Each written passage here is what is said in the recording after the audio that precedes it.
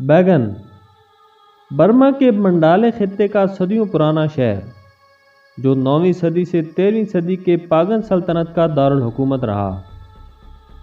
11वीं सदी से 13वीं सदी के दौरान जब ये सल्तनत अरूज पर थी तो सिर्फ बैगन के मैदानी इलाकों में 10,000 से ज़्यादा खानगाहें और बुद्ध मंदिर बनाए गए, जिनमें से 2200 मंदिरों के बाकियात अब भी बाकी हैं।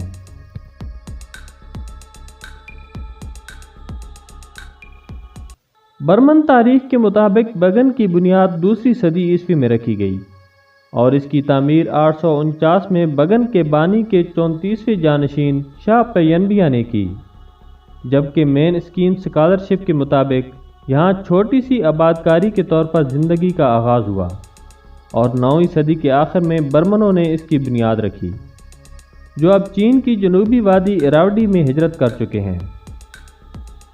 बैगन बर्मनी ज़बान का लफ्ज़ है जो पुगान से माखूज़ है और पुगान खुद पुराने बर्मनी लफ्ज़ पेगुगम से निकला है, जिसका मतलब है प्यों का गांव।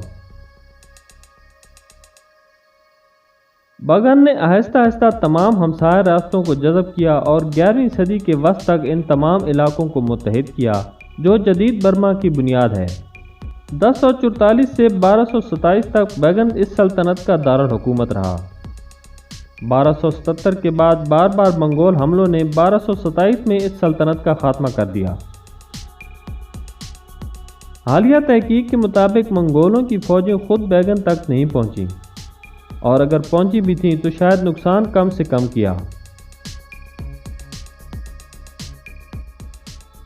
जहां कभी 2 लाख अफराद बसते थे, इसे छोटे से शहर में बदल दिया गया, जो दोबारा कभी अपनी अजमत हासिल ना कर सका, लेकिन तारीख में आज तक एक अहम यात्रा के तौर पर जिंदा है।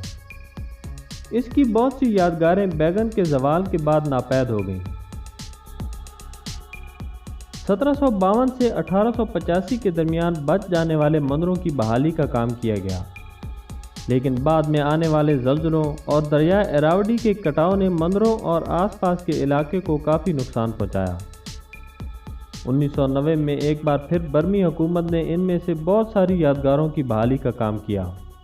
बैगन के आसार कदीमा 40 मुरब्बा मील के रकबे पर फैले हुए हैं। बैगन में ज़्यादातर स्टोपा तर्ज के ठोस और गो तर्ज के खोखले मंदिर बनाए गए।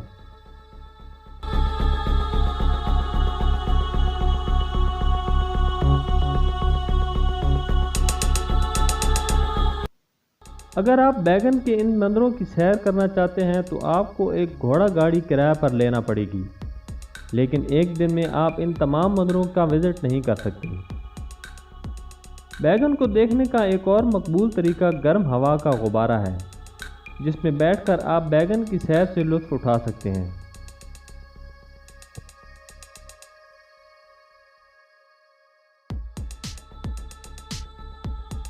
नाज़रीन, उम्मीद है आज की वीडियो से आपके इल्म में इजाफ़ा हुआ होगा। वीडियो अच्छी लगी तो लाइक करें और दोस्तों के साथ भी शेयर करें। अपना और अपने आसपास के लोगों का ख्याल रखें। अल्लाह हाफ़िज़।